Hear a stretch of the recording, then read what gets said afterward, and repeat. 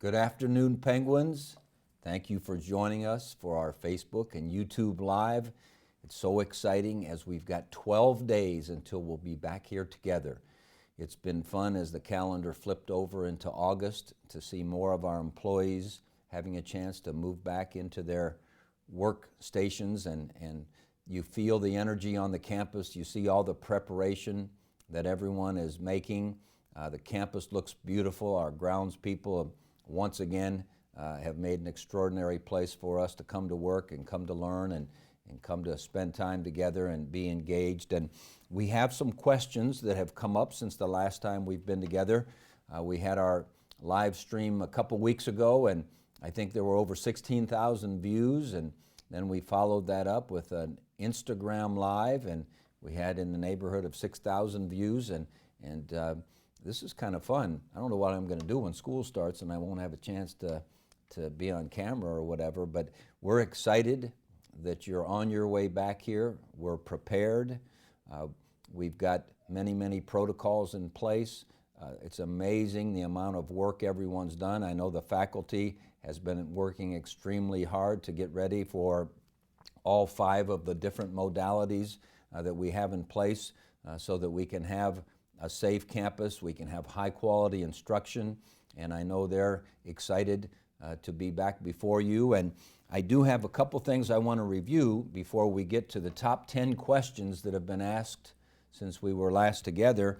And I just wanted to review that Penguin Pledge, because really what's most important, just as more employees are back on campus, we want to make sure we're doing things safely, and we'll be able to continue to be back here together. And so if you recall, that Penguin Pledge is that I pledge to protect myself.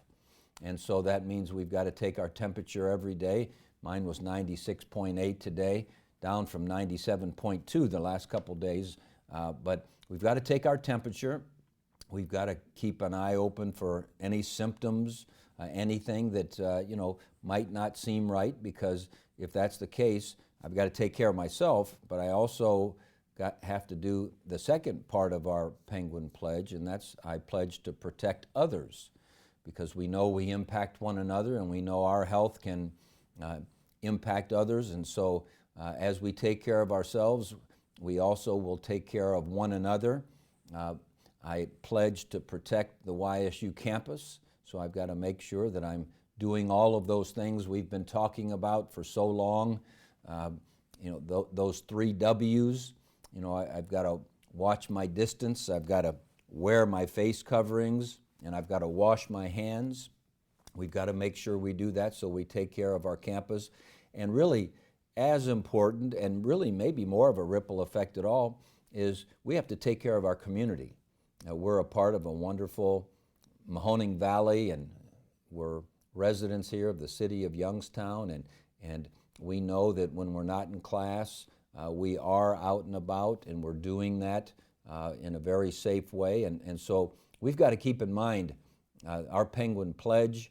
That's going to be the key to our success and the key to the future of this semester. And if you think about it, with 12 days to go before we begin our fall semester, I have tremendous confidence in all the preparation that's been done. I know the instruction is going to be tremendous quality, and I really believe when that calendar flips over to 2021, we are going to be moving more into a normalcy, if you will. I don't know that things will ever be exactly the same, but I think they're going to move in the proper direction. We have amazing scientists working extremely hard, products of higher education, that I am supremely confident that they're going to come up with a vaccine.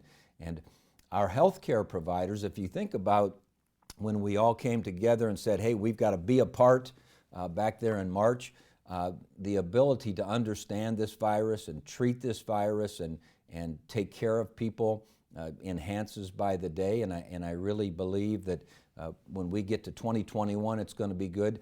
But this fall semester, I really think is going to be key. It's going to be key because I know how excited all of us are to be back here together. I know how excited we'll be to see some people we haven't physically seen for a while. But we've got to make sure we understand that it won't be exactly the way it was pre-COVID. We won't be able to have some of the activities. We won't be able to have some of the size groups. It's going to really be critical that we follow the governor's phasing in guidelines, which we've done this summer here on campus. We slowly phased more people back onto the campus, making sure that we were following our pledge and taking care of ourselves. And this semester is going to be a phasing of a bit. We're not going to be able to have some of the larger group activities. That's why you're going to see your classrooms are socially distanced. You're going to see that some of our activities that normally we had dozens of people together, we're going to be keeping into smaller groups. We're going to be trying to do things really in smaller doses. And I really believe that if we do a great job of that this fall semester, then there's going to be that day when the calendar flips over to 2021 and we'll be able to do some of the things in larger groups that we really enjoy doing. I really believe that that's going to come true.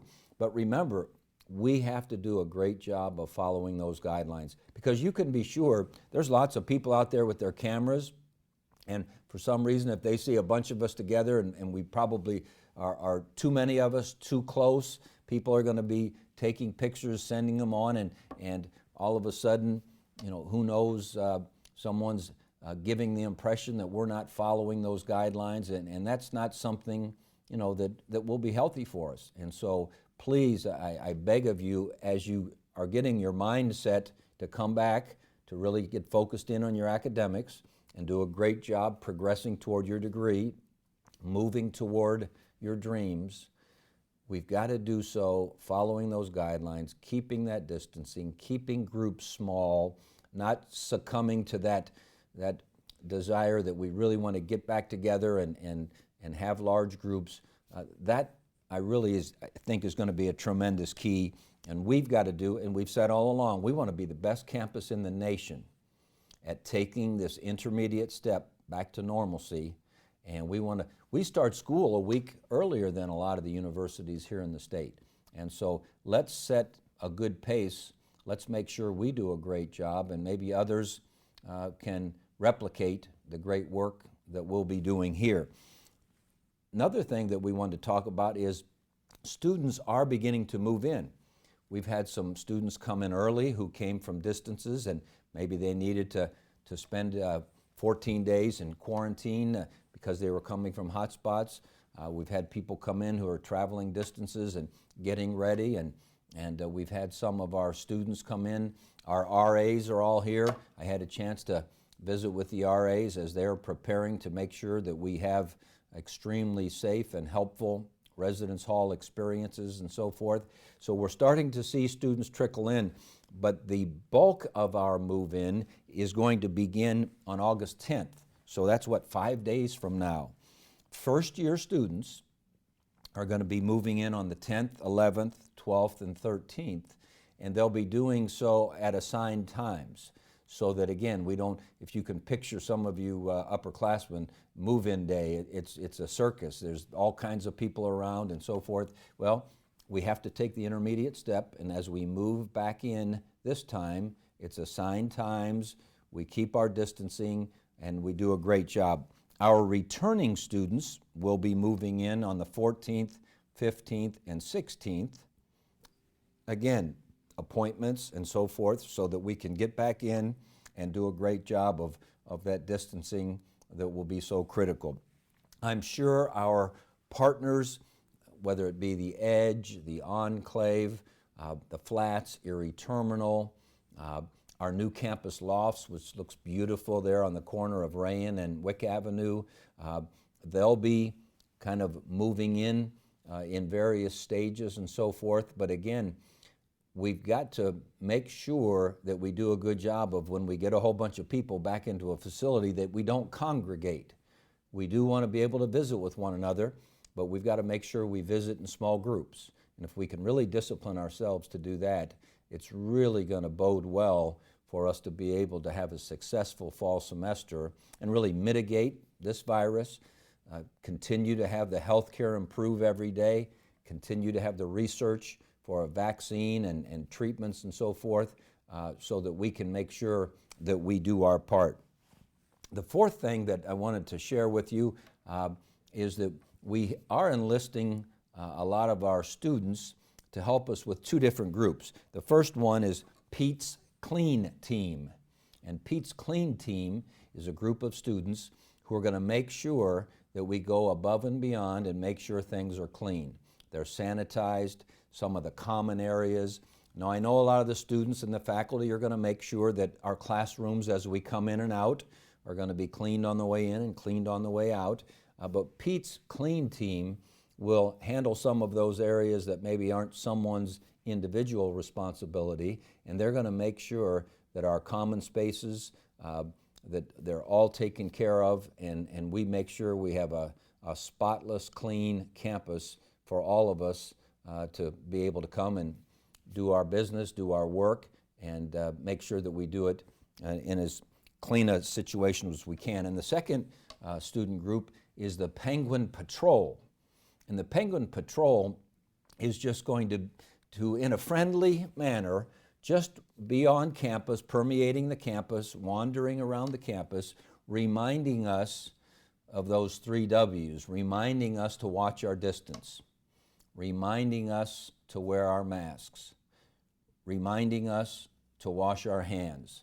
We've talked about, we've got those 10 hand washing units that 720 people can wash their hands per hour on each one, which means 7,200 penguins can wash their hands each hour. We should have the cleanest hands in America.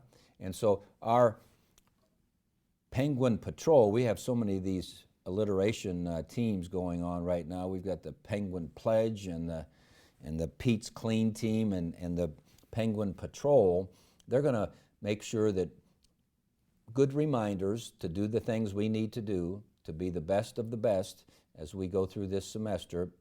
And I've heard a rumor that they may even have some prizes when they notice some people doing an extraordinary job of following those 3 W's, that who knows, you may end up with a prize there. And I've also been told, how are we going to be able to tell who this Penguin Patrol is? And I'm told they're going to be adorned in royal blue t-shirts. And my question was, why royal blue?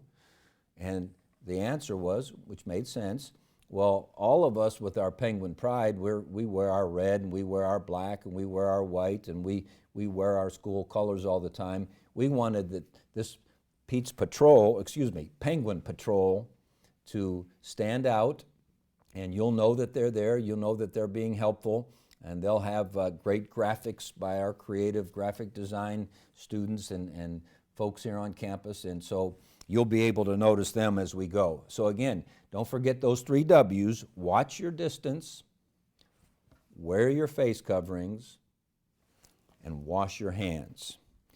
So before I get to the top 10 questions, let me take a question that might be asked more often, and we've talked about it, and hopefully we'll do a good job of clarifying it.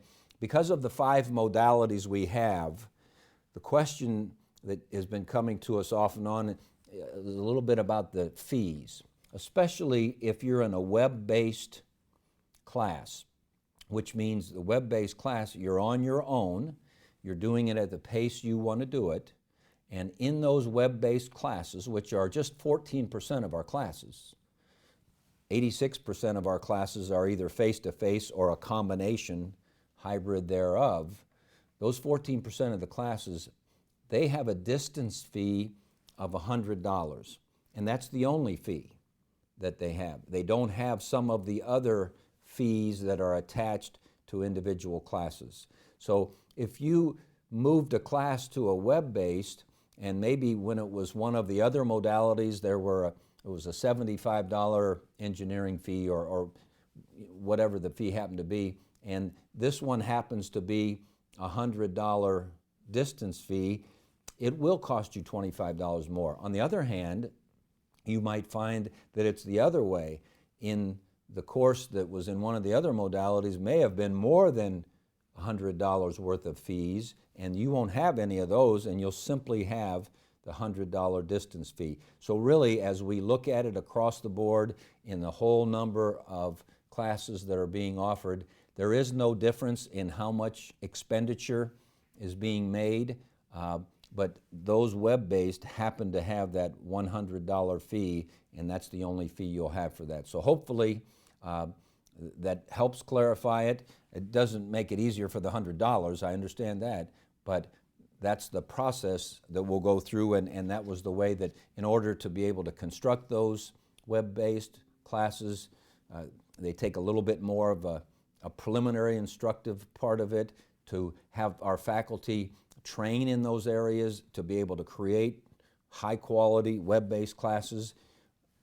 It's necessary for us to have that $100 distance fee. Okay, so now we're going to get to the top 10 questions that have been asked since we've last been together. And the first one is regarding instructor communication. When will students who are registered for Agile Hybrid or virtual classes get an email from the instructor about when to attend? And the answer is that we're recommending that faculty reach out to their students 1 week prior to the start of classes with the specifics about the course logistics. Which day you're in the class, what time do you come in from a remote location, all of the various course logistics. If the students already have an interaction from an email standpoint and so forth with your professor, feel free to contact them personally, but within the first week in advance, you'll know what days for your planning and so forth you need to be where. So that first one was instructor communication. The second one, what will classroom safety and protocols look like? So this is really important. There'll be assigned seating because we need to be able to help contact trace in case a fellow classmate were to be exposed to COVID. Daily attendance will be performed by the students using electronic scanning method to determine which students are present, again, to help with contact tracing. You know, and I guess I should interject here. We all know that we are going to have some cases. That's just the reality of this virus. We also know we're going to be able to treat it just fine, but we also feel a real bond with our Youngstown City Health Department and the Mahoning County Health Department that we are going to be an active member of contact tracing. So assigned seating so that we know where you sat, daily attendance so that we know that you were there, and then the other thing that's going to be a little bit different about the classroom setup is to limit changes of transmission. No eating will be allowed in the classrooms, and only drinks with sealable containers, like a water bottle with a lid, that type of thing. I don't have on my notes here, I assume a Dunkin' with a lid, you know, is probably fair game. Hope I don't get in trouble for that. But anyway, making sure that our liquid is covered. So it's going to be important, and we'll have students who are going to be taking part in the contact tracing, because when we do have a case, we want to make sure we can alert people and let them know that the situation has arisen and that we're going to take care of it. It's going to be part of the scenario right now, but we've got to make sure we do a great job in the classroom. The next question, if someone stays home because they're exhibiting symptoms, and that's what we want you to do when you take that temperature in the morning, if it's 100.5 or more, 100.4 or more, you know, we don't want to take a chance for your sake or for others' sake, for the campus's sake, for the community's sake. So if you decide to stay home because you've exhibited those symptoms, you know, how will attendance be handled? And that's a great question, and I would say that the first answer to this question is you can be sure our faculty are fully aware of the unusual moment that we're in. And you can be sure that they want you to err on the side of health and safety. That's just the way everyone on this campus feels. That is our number one goal, your safety, your health, and everyone else's safety and health. So we also want you to be successful. We don't want you to miss material. We don't want you to fall behind, all of those types of things. So our faculty will do a great job of working with you. Communication is the key. You can't maybe let your faculty member know 2 weeks after that, hey, I wasn't feeling good the last 2 weeks, because you're going to miss your material, you're not going to progress, and that's what you're here to do, and they won't be able to help you make your way through the situation. So work with your faculty member. They'll take care of it. Every faculty member has their own classroom style and has their own way that they want to handle situations and their way that they'll keep you up to date with the work that needs to be done. But no one is going to have the problem of your safety or the rest of the class's safety. So make sure that we handle that one well, and I promise you our faculty will do a great job with that. So the next one, will YSU provide necessary PPE such as masks to the students? Well, when you get to campus, we'll have for Pete's sake packages, because if you remember, the way we're looking at this is, for Pete's sake, keep your distance. For Pete's sake, wear your face covering. For Pete's sake, wash your hands. So we're going to be having, for Pete's sake, packages giving out during Welcome Week, that first week of classes. There'll be 4 locations all across campus for the students to pick up their package. Each of your packages will include 2 face masks and a hand sanitizer. Deans and chairs and a point of contact for each building will coordinate and help distribute packages to both faculty, staff, and students. And so make sure that I like to keep a couple masks in my pocket and never walk by one of those hand washing units without stopping and making sure that we stay socially distanced. So keep reminding yourselves to do that. But when you get to campus, we'll have some, and I don't know if I'm starting rumors, but I think they'll be YSU themed, those masks will be. So I'm looking forward to, I've been wearing this mundane plain one here recently. I can't wait to get my package. So we'll take care of that as we go. Question number 5. If we go into full remote semester again, what will that process look like, and will students receive refunds again? Well, first of all, let's root for that not to happen. Let's execute this plan we have such that that's not going to happen at Youngstown State. We're going to keep our distance. We're going to protect one another. We're going to wear our face coverings. The saying that we talked about a week ago, don't make me ask, wear your mask. We're going to make sure we wash our hands. So our goal is for that scenario not even to arise. That's got to be paramount in our thinking and paramount in our minds. But the other thing is, we can assure you, we don't know the uncertainty of this world. We don't know some of the things that are outside of our jurisdiction. But we can promise you this, you're going to be able to continue to progress, successfully completing your credits this semester. We know one thing that none of you want, and our faculty certainly don't want, is we don't want a disruption in your progress. So whatever comes our direction, we'll handle it. We'll make sure that you can progress, and I can promise you, we'll be very reasonable and do whatever we can do from a refund standpoint. Again, we're rooting that this doesn't happen. I thought our people did an extraordinary job this past time. As I compared us to other universities, I thought we were more than fair. And also we had an amazing Penguin to Penguin fund by the YSU Foundation that really helped some people that had some immediate needs. I think over $80,000 worth of immediate help was given to students when we hit that remote type situation.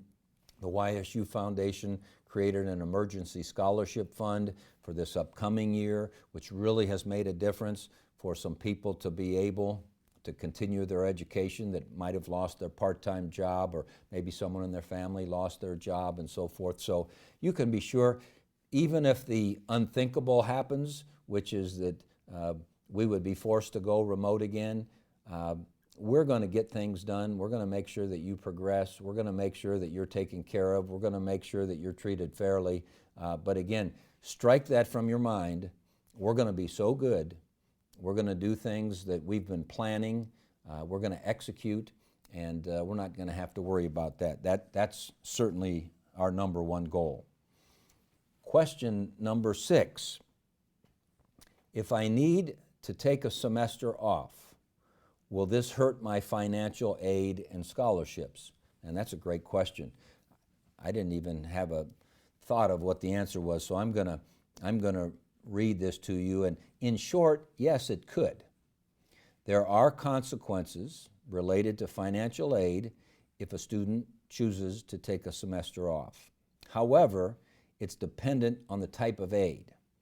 Scholarships may be lost if the semester hour requirements aren't met. Those of you that are on some merit scholarships and so forth know that you have to get so many credits at certain GPA to continue that, so that could be affected. Loans may go into a grace or a repayment period. The best thing to do, though, is to contact the Office of Financial Aid and Scholarships and meet with a counselor to discuss your individual situation. So that's a great question, and that's critical to anyone that goes to college. Finances are darn important, and make sure you ask the questions before you make decisions that could impact you. And that reminds me too, continue to remember that there are no silly questions. And even when we don't have these live streams, or maybe you aren't having a chance to be around someone who knows the answer to something that's kind of rolling around in your head, never hesitate to call our Penguin Service Center. 330-941-6000. They can answer everything. They can make sure that they get you headed in the right direction. And then also our website, which I always mess this up. What's our Corona website again? ysu.edu/COVID. So again, if you can't remember everything, or you just want to review in your mind, now we're 12 days out. It's really becoming real that we're coming back, and I've got to have built in that I know the answer to everything. Don't hesitate to call the Penguin Service Center. Don't hesitate to go on our ysu.edu/COVID and get the answer to every question you need. And most especially, if there's a financial aid question, make sure that you get a hold of the financial aid department, because that's important. Okay, so we're to number 7. What is the plan for when a resident of a dorm tests positive? There's a good one, okay? So let me kind of read you the answer. Will all the students in the hall need to be tested or self-isolate? I guess is the rest of the question, okay?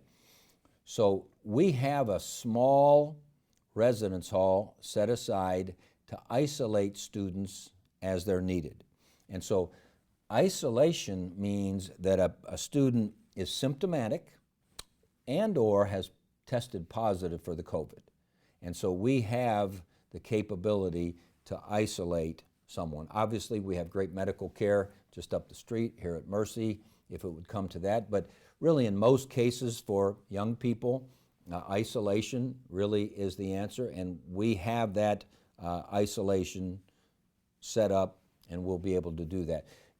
As is on your website, and if you ask the Penguin Service Center, well, what if I have these symptoms and so forth, what do I do? You reach out to the Office of Student Outreach, and they can walk you through everything that you need to do. And then there's also a phrase called quarantine. And quarantine means you may have had close contact with a student who is symptomatic and or tested positive, and it's a precaution as we continue to evaluate how you're doing. If a student is exhibiting symptoms, again, you fill out the form on the YSU.edu/COVID website to report it to the Director of Student Outreach and Support. Then the Department of Environmental and Occupational Health and Safety, led by our Director, Julie Gentile, will then perform the contact tracing with her legion of contact tracers. And then individuals may need to be alerted and given quarantine procedures just as a precaution. So if you hear the word isolation, we're putting someone there with the symptoms and the positive COVID test. Quarantine is just, let's keep an eye on this and make sure that we're following best practices. So again, we're going to have some positive cases. I mean, that's just the reality of the situation. We've got a tremendous relationship with the City Health Department, the County Health Department, with Mercy Health, with all of our people here on campus, our Office of Student Outreach and Support. We'll be able to take care of anything. Feel free, to believe that. So, question number 8, Y card. How does a student submit a photo? Do they still need to pick up a physical Y card? So students can go to ycard.ysu.edu to upload your photo. Now make sure you upload a good photo. We want you looking sharp on your Y card. Once you log in with your YSU credentials, you'll find the Upload Your Photo option under Personalize. It will give you a list of instructions on what will and will not be accepted, but you'll generally want a photo of your face, clear of hats, scarves, face coverings, other accessories, against a solid background. You can pick up a physical copy of your Y card at the Penguin Crossing in Kilcawley when we return to campus. However, the new digital Y card is to help with contactless transactions and can be accessed in the YSU app. So again, it's upload your photo, and let me find that website again here. I'm looking, ycard.ysu.edu.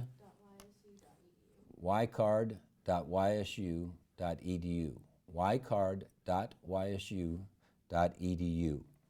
And be patient with us, and we'll get that taken care of, and that's another great question. Okay, question number 9. If we have a traditional course and remote course back to back, so I'm on campus face to face at 9 o'clock and I've got a 10 o'clock, let's say, that's remote, will there be space on campus for us to log into that remote course from our laptops at a safe distance from others? Another tremendous question. It's one that our Safe Return to Campus Scenario Focus Group has been working on, and they've got some large spaces identified for that very use. We don't have them finalized totally, but let me tell you where it appears that they may be. Kilcawley Center, Chestnut Room, for instance, might be spread out for that type of remote work. Mogg Library has some really good, significant space that they'll be able to spread you out, and you'll be able to focus on that remote class and be uninterrupted and get proper Wi-Fi and those types of things. The fountain area outside Kilcawley, so for the first month or two of campus, the weather could be good enough where you could just sit right down there. We have great Wi-Fi. The M70 parking lot over there on the west side of campus, just south of McDonald's, the large tailgate lot, excellent Wi-Fi there. We're also checking out the McDonough Museum. The McDonough Museum has an auditorium and galleries with nice spread out.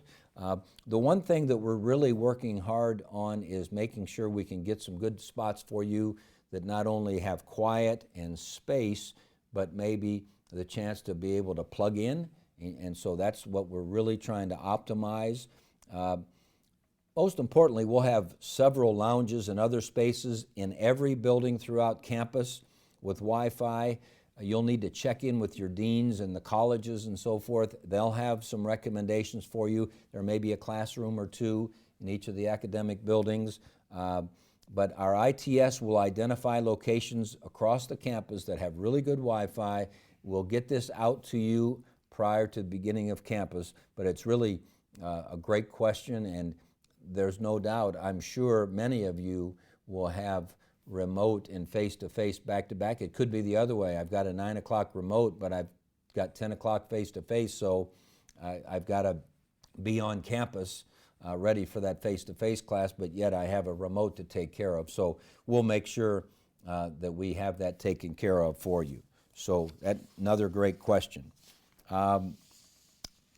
Question number 10. Do we need a parking permit if we have only one class on campus? The answer to that's easy. Anytime that you're on campus, whether it's once a day, twice a week, once every other week, whatever it happens to be, we have a transportation fee that everyone pays, and that's something to make sure that we keep up great parking decks, we keep up great lots, we keep good security and safety for everyone's automobiles, all of those types of things. Our transportation department employs a lot of students, and that's really an important thing for a lot of our students from a student work standpoint, for affordability to go to YSU. So, simply put, if you're going to park here at all, and everyone really that's involved at YSU has a transportation fee. So with that, those were the top 10, and I just got a text in here. Oh, it's not a question. I thought maybe I got a question here that someone had my cell phone number. But just to reiterate, we're really getting close. I'm really proud of the way that our university focus groups have gotten us ready. They've done a great job, and I think they've worked extremely hard to communicate all of the things that people are wondering about and thinking about. If you have more questions after today's, I'm sure you will. If you post them on Facebook, we'll get the answer back to you. We'll make sure that we try to get back in touch with you, whether it be live stream or many different ways between now and August 17th. But really the biggest message I want you to leave with today is that we're ready for you. We have a great plan, but it's really going to take a lot of discipline on all of our parts to really take care of ourselves and take care of one another, take care of the campus, make sure that we're taking care of this community that embraces us, that loves us being a part of this community, and make sure that we're ready to go on August 17th. And we have the goal of doing this better than anyone in America, anyone in the world, and we know we have the right people to do it. Our faculty is so excited to have you back, progressing toward your degree, getting engaged with them, having a chance to get you ready for the next chapter of your life. So let's make sure the fall of 2020, it will be memorable, but let's make sure it's memorable in all of the great ways, and we get a chance to be back together, even though it's a bit distanced. We want to do this well. So post any more questions you have. We'll be back with you. Take care of yourselves, and go Penguins.